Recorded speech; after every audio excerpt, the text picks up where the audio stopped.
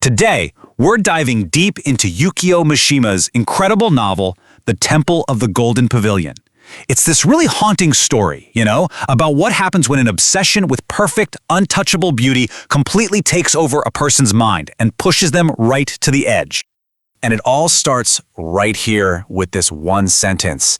Just imagine hearing this from your father. For our narrator, a young boy living on this bleak, remote coastline, these words aren't just a description. No, they plant a seed. They create this legendary image of beauty. Something so perfect it doesn't even feel real. It's more like a myth. So first up, a phantom of beauty. We're going to look at how this temple isn't really a place for him at first. It's a ghost, this perfect idea in his head that literally shapes everything he sees and thinks. And you can really see the massive gap here, right? On one hand, you've got this incredible, perfect temple from his father's stories. And on the other, his actual life, stuck on a dreary, remote cape. This isn't just about geography, It's a psychological chasm. That idea of beauty becomes his escape, his only refuge from the bleak reality he's living in. And this idea, this phantom, it just completely takes over. It becomes his whole world. He starts seeing the temple everywhere. A glint of sunlight, the way light hits a mountain. Everything becomes a little piece of the Golden Pavilion. It stops being a building and becomes the very lens he uses to see the world. Okay, so now we get to the rusty key. Because let's be real, obsessing over perfection is a pretty dangerous game, especially when you feel like you're the most imperfect person in the world. This is where that perfect ideal crashes head-on with his own deep-seated flaws. So what's his big flaw? It's his stutter. And man, the way he describes it is just devastating. He says that the first sound of a word is supposed to be the key that opens the door between the world inside his head and the world everyone else lives in. But for him, that key is rusted shut. It never turns. I mean, wow, that's the heart of it all, isn't it? He's completely trapped inside his own head. Everyone else gets to connect, to let their inner world out, but his is just sealed off, suffocating him. And because of that stutter, that agonizing delay before he can speak, he feels like he's always a step behind. By the time he can finally react or say something, the moment has passed. So for him, reality is never fresh or immediate. It's always stale, discolored, secondhand. So how does he deal with feeling so powerless? Well, he creates these two escapes in his mind. They're total opposites. In one fantasy, he's this cruel tyrant, and his silence isn't a weakness. It's a weapon, a source of power. In the other, he's a brilliant artist, the king of this incredible inner world that nobody can touch. Right, on to our next part. Beauty, cruelty, and betrayal. Because those little kingdoms he built in his mind, they can't keep the real world out forever.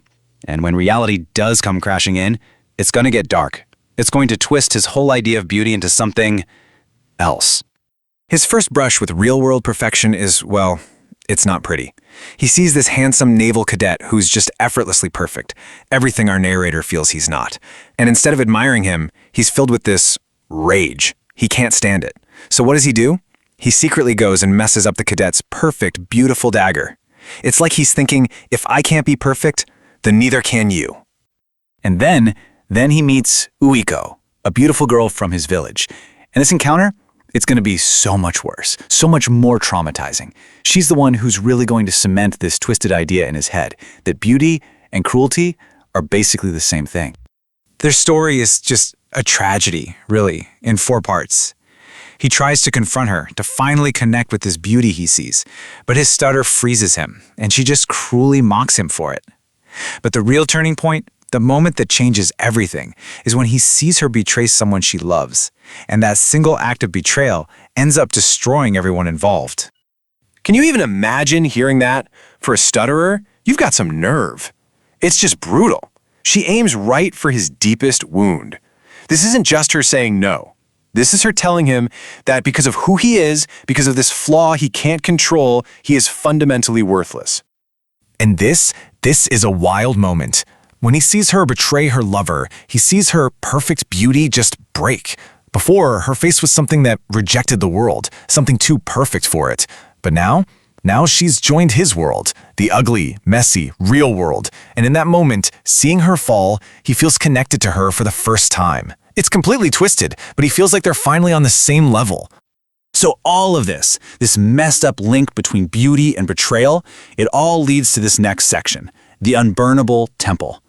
This is it. He's finally going to see the real Golden Pavilion, and it's happening right as Japan is losing the war.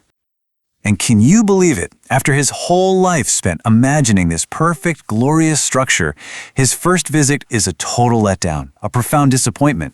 It's not some gleaming marvel. It's just a building, kind of small, old and dark. The thing that was supposed to be the most beautiful thing on earth leaves him feeling absolutely nothing. And this leads him to this earth-shattering question. Is beauty something so unbeautiful? I mean, think about that.